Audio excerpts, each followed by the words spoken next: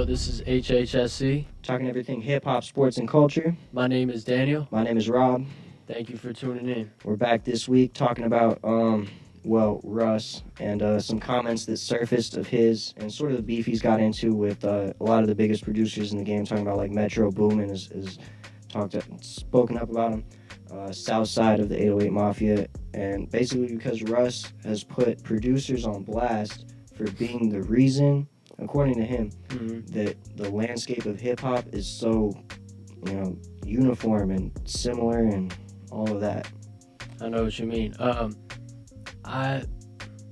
do I say it? Like, I get where he's coming from. And honestly, I feel like he does have a point.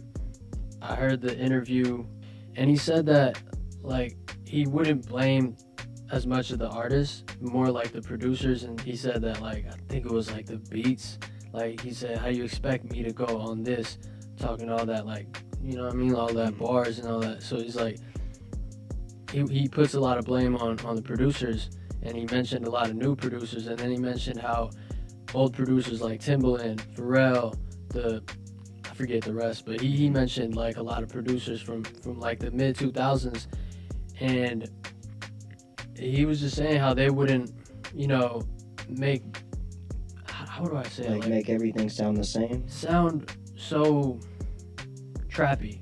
You know what I'm saying? Well, it was just a different sound, but like I think also guys like Timbaland and like Dre and Pharrell, like they had a lot more diversity in sort of the sounds they would use. I mean, you could still sort of tell like when you hear a Pharrell beat, you know what I mean, with the little 4 count and whatnot, but it's like, it doesn't all just sound like it's from the same place. Yeah. You know what I mean? Like as far as like inspiration and stuff like that. Right.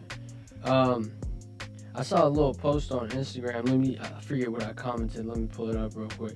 I said, what was the post? I was like, look, first off, I don't get why Russ would dare make this go public, because he's bringing up more attention to how people, in my opinion personally, dude, is that how come they get mixed together? You know what I mean? The hip-hop, rap, what rap really is, it gets mixed a lot with trap. And I believe trap and all that, like the hi-hats, a lot of ad-libs, 808s, all that stuff, it deserves its own platform. I don't believe, like, because they're mixing it in too much with hip-hop. You know how, like, R&B also is, like, hip-hop but it's not, like, rap.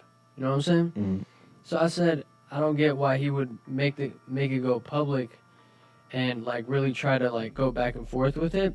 I said, I believe that trap and short loops and lots of ad-lib and auto-tune deserve a separate platform, and for it not to be mixed with like rap hip-hop, because it's not. You see what I mean? Yeah, I do. But like, I don't know, I think like for him to, like, this whole thing going public, it's only good for Russ, because, I mean, you might have all these people, like, talking mess about him, but they're still talking about him. You know? From that point of view, I'm not a fan of Russ by any means, but what I'm saying is I get where he's coming from, and it does bring more publicity to him and to his name, so. But what do you think about his point? Like, so, you think it does have a lot to do with the producers, like, but you remember when the Galaxy phones came out, and those were the biggest things in sneakers, and like every single customizer came out doing a bunch Galaxy print on everything, everything, right?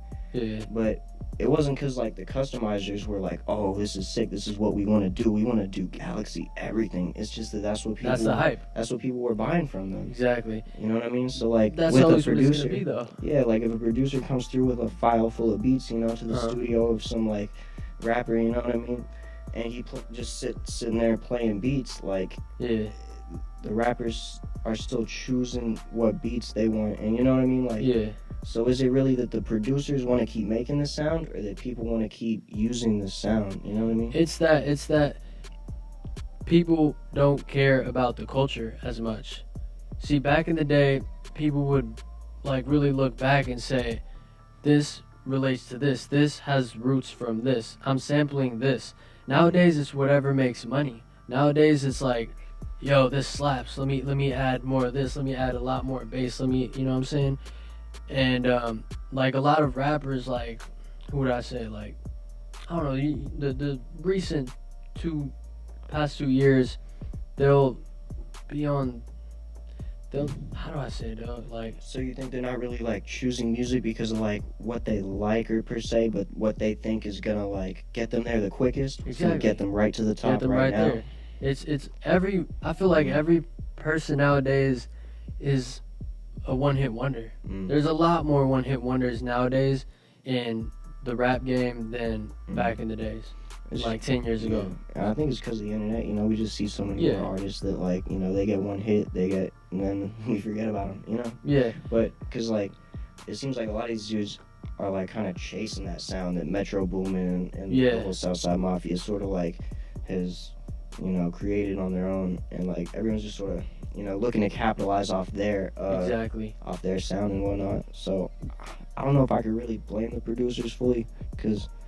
You know, I feel like I can, just because it is them that is like starting the music, but then you put yourself in the producer's shoes and you're like, well, I gotta make ends meet too, you know what I'm saying? So true. I don't know. I don't know how to like. It's kind of like a double-edged sword of making money. Right. So yeah.